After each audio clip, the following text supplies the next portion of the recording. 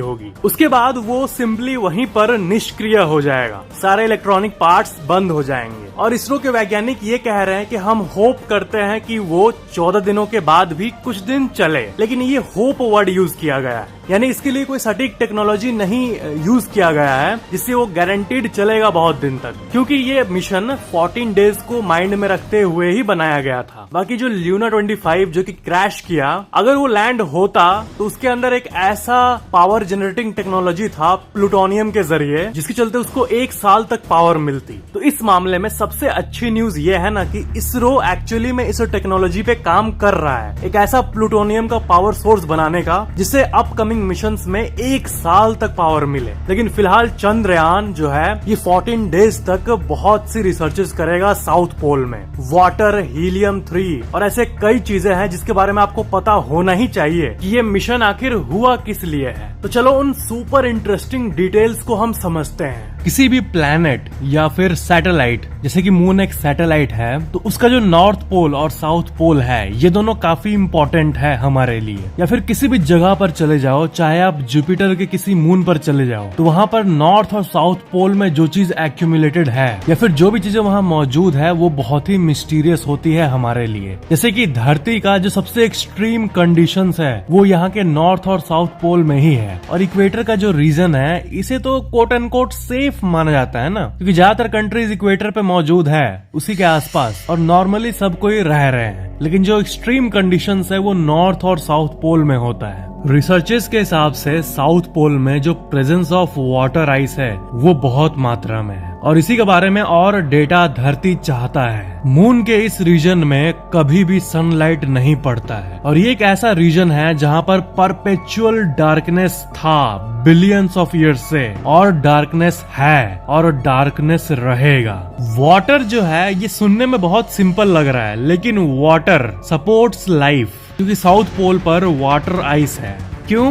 क्योंकि वहाँ पर सनलाइट नहीं पहुँचता, और इसलिए वहाँ पर ऐसी कंडीशंस है कि पानी बहुत मात्रा में जमी हुई रह सकती है बहुत सालों तक, इनफैक्ट मिलियंस ऑफ ईयर्स तक। आपको पता है पहला एविडेंस, पहली ऐसी कोई जांच, ऐसा कोई कैलकुलेशन जो ये बताए कि पोल्स पर पानी है, ये इंडिया का चंद्रयान 1 पहली बार दिखाया था। ये फोटो आप देख सकते हो, ये जो ब्लू ब्लू आपको दिख रहा है ये है पानी का डिटेक्शन, और इसी प्रेजेंस ऑफ वाटर को चंद्रयान 1 ने आज से करीब 15 साल पहले ही पता कर लिया था। और यही वो कारण है जिसके चलते ये माना गया है कि वहाँ पर वाटर आइस ट्रैप्ड है। और जो मैंने आपको बताया था ना कि किसी भी मिशन में ऑर्बिटर होता है जो कि ऊपर घूमते रहता है, लैंडर होता है और रोवर होता है। तो ये जो ऑर्बिटर्स होते हैं ये किस लिए है वहाँ? ये इसलिए है ताकि वो वहाँ के सारे रीजन्स का डेटा हमें भेज पाए। तो चाहे वो इंडिया का ऑर्बिटर हो या फिर बहुत सारे देश जिसका ऑर्बिटर अभी चांद पर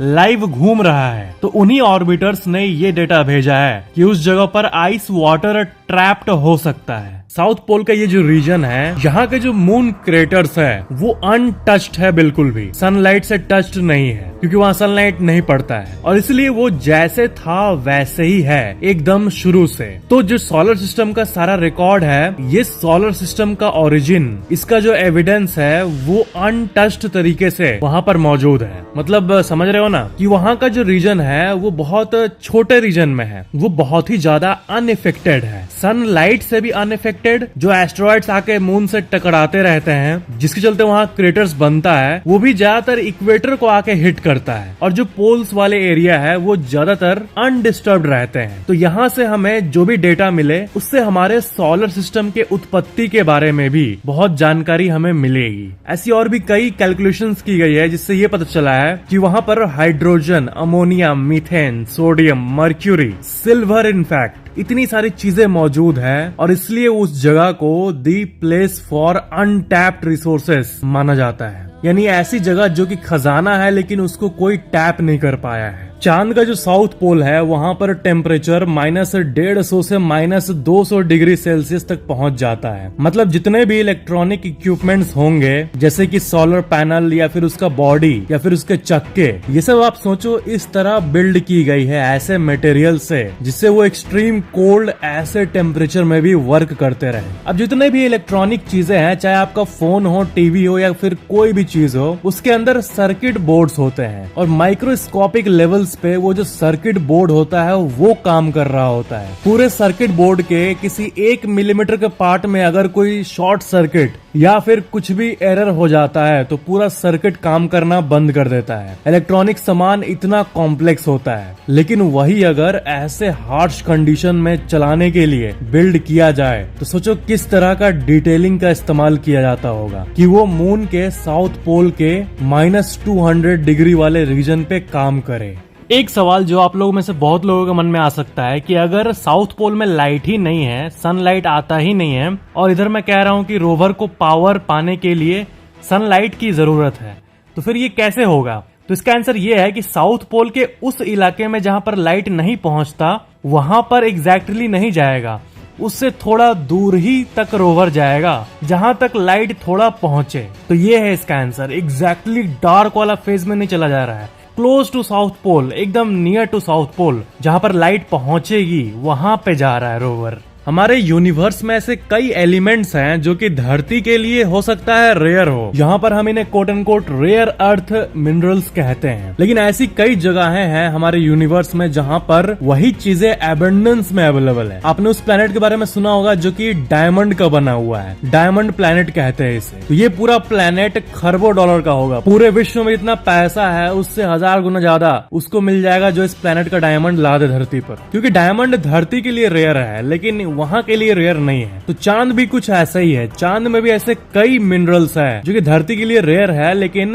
चांद के लिए नहीं, वहाँ पर एबंडेंस में अवेलेबल है। स्कैंडियम, एट्रियम, ये दोनों उन कई रेयर मिनरल्स में से 2 का नाम लिया मैं आपको, और ये दोनों व्हीकल इंजन्स में यूज होता है। इस दुनिया में इतनी सारी गाड़ियां हैं उसमें यूज होता है, इलेक्ट्रॉनिक डिवाइसेस में यूज होता है, और जो रेडार सिस्टम होता है जो मिलिट्री के पास होता है उसमें भी इन रेयर मिनरल्स का यूज किया जाता है।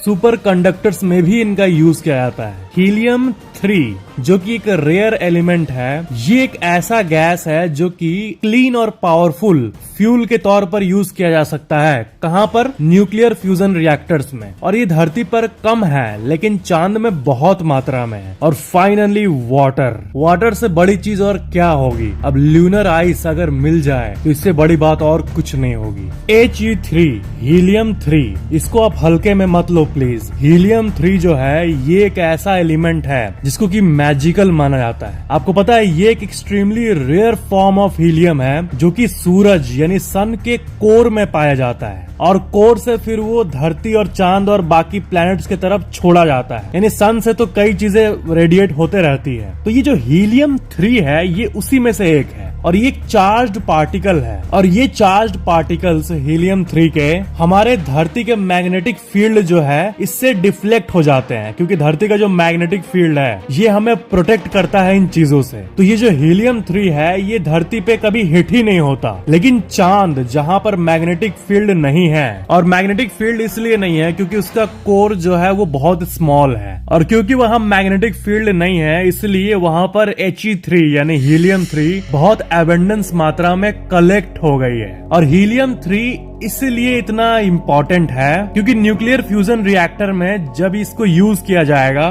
तब इससे क्लीन एनर्जी निकलेगा, क्योंकि ये बाकी चीजों की तरह जो कि यूज होते हैं न्यूक्लियर प्लांट्स में एक फ्री न्यूट्रॉन नहीं प्रोड्यूस करता। ये थोड़ा कॉम्प्लेक्स हो गया मुझे पता है, बट आप ये मानो कि एक फ्री न्यूट्रॉन प्रोड्यूस करना न्यूक्लियर प्लांट में जब पावर जनरेट होती है तो ये फ्री न्यूट्रॉन एक पॉल्यूशन की तरह होता है। लेकिन हीलियम 3 एक ऐसा एलिमेंट है जिसके बारे में साइंस जानता है, जिससे कि क्लीन न्यूक्लियर एनर्जी बन सकता है विदाउट एनी पॉल्यूशन, जो कि बहुत बड़ी बात है। और इसलिए वैज्ञानिकों के लिए चांद पर मौजूद ये हीलियम 3 इतना इम्पोर्टेंट है। हीलियम 3 के साथ साथ silicon, iron, magnesium, calcium, aluminium, manganese, titanium, ये सब चीजें भी चांद पर मौजूद है। मतलब चांद एक ट्रेजर बॉक्स की तरह है, लिटरली नहीं लेकिन इनडायरेक्टली। और नासा का जो अपोलो मिशन हुआ था उसमें चांद पे सिल्वर भी बहुत मात्रा में मिला था और